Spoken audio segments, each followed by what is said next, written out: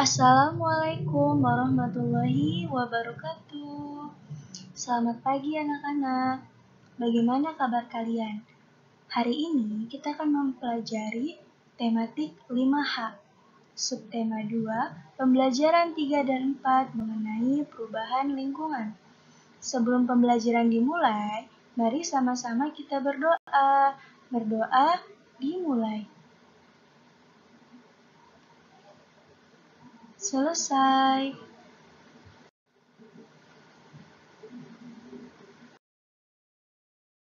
Selanjutnya, di halaman 75 pembelajaran 3, kita akan mempelajari yang mengenai usaha. Usaha adalah kegiatan dalam bidang ekonomi yang dilakukan oleh setiap pengusaha atau individu untuk memperoleh keuntungan. Usaha dalam bidang ekonomi dapat dikelola secara perseorangan atau sendiri dan juga kelompok. Nah, berikut beberapa contoh usaha ekonomi yang dikelola perseorangan. Pertama, ada usaha pertanian. Usaha pertanian, usaha yang dilakukan secara perseorangan dengan modal yang terbatas. Seperti contoh, seorang petani yang mengolah dan menggarap lahan yang terbatas. Lalu ada industri kecil ataupun usaha kecil. Nah, industri kecil ini bisa berupa industri rumah tangga. Seperti contoh, usaha kerajinan pembuatan keramik, usaha kerajinan pembuatan anyaman, tembikar, dan lain sebagainya. Lalu ada usaha perdagangan. Usaha perdagangan juga sama dikelola secara perseorangan.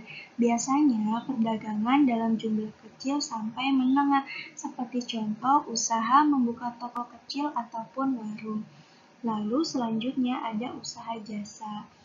Banyak usaha jasa yang dikelola secara perseorangan, seperti contoh ada usaha salon, bengkel, fotokopian, dan juga tukang cukur, serta lain sebagainya. Nah, usaha jasa ini hanya memberikan jasa.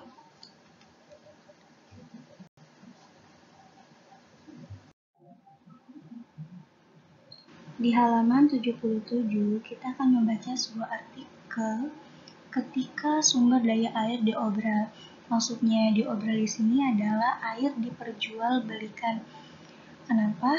Karena di perkotaan umumnya air tidak layak untuk dikonsumsi karena telah tercemar oleh limbah industri maupun limbah rumah tangga, sehingga menyebabkan masyarakat perkotaan mulai mengandalkan air minum isi ulang atau air minum dalam kemasan sebagai alternatif pemenuhan kebutuhan air mereka. Nah, di sini sumber-sumber air mulai dikuasai dan dieksploitasi secara besar-besaran oleh perusahaan, sehingga kita akan mempelajari bagaimana hak dan tanggung jawab dalam memanfaatkan sumber daya air. Oleh karena itu, kita harus memanfaatkan air sebaik mungkin.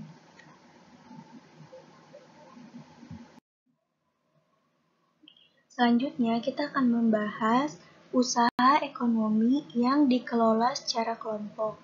Biasanya, usaha ini dijalankan secara bersama-sama, baik dalam modal, pengelolaan, maupun dalam berbagi keuntungan. Contoh dari usaha ekonomi kelompok ini ada firma, CV, PT, BUMN, perusahaan daerah, serta koperasi.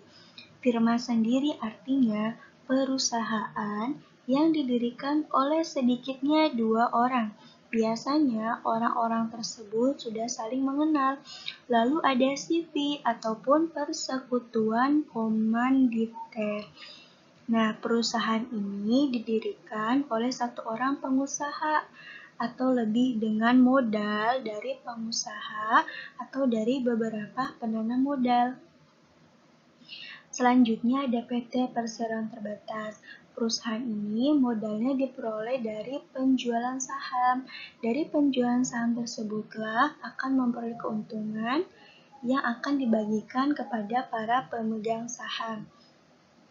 Lalu ada BUMN ataupun Badan Usaha Milik Negara. Nah, BUMN sendiri adalah perusahaan negara yang seluruh modalnya dimiliki oleh negara. Lalu ada perusahaan daerah. Nah, perusahaan daerah ini modalnya dimiliki oleh pemerintah daerah. Selanjutnya ada koperasi. Nah, koperasi sendiri adalah organisasi ekonomi yang dioperasikan demi kepentingan bersama. Nah, di sini ada beberapa bentuk koperasi. Ada koperasi konsumsi, koperasi simpan pinjam, koperasi produksi, dan koperasi jasa. Serta koperasi serba usaha. Kalian bisa baca sendiri ya. Oke, selanjutnya kita akan membahas sebuah informasi dari teks non-fiksi tentang keunikan adat, pelestarian lingkungan, suku-suku di Indonesia. Salah satunya suku Boti di Provinsi Nusa Tenggara Timur ataupun NTT. Dengan judul Belajar Mencintai Alam dari Suku Boti. Kalian bisa buka buku halaman 85 ya.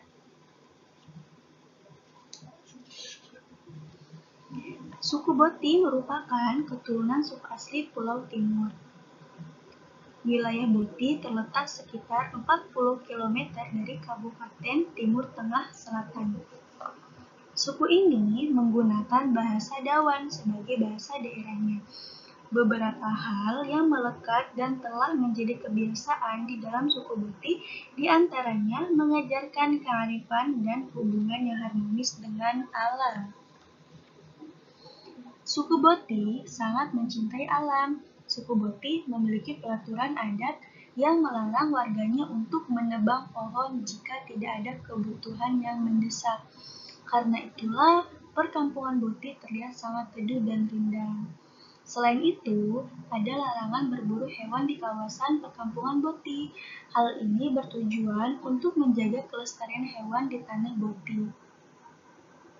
Nah, dari cerita non-fiksi Belajar Mencintai Alam di Suku Boti ini, kita dapat menemukan informasi bagaimana kita bisa menjaga alam, menjaga kelestarian alam, serta mencintai alam dengan sepenuhnya.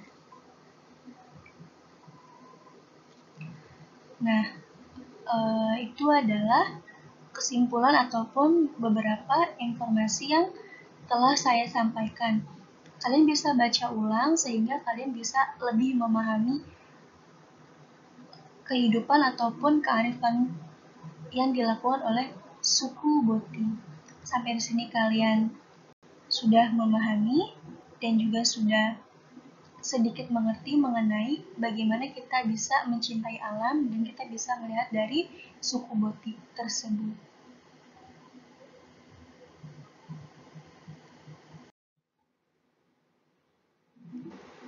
Tugas kalian adalah mengerjakan halaman 78 untuk menjawab pertanyaan dari artikel ketika sumber daya diobrol. Semoga apa yang saya sampaikan bermanfaat ya untuk kalian, menambah wawasan dan informasi. Selamat mengerjakan, tetap semangat, dan juga jangan lupa berdoa. Wassalamualaikum warahmatullahi wabarakatuh.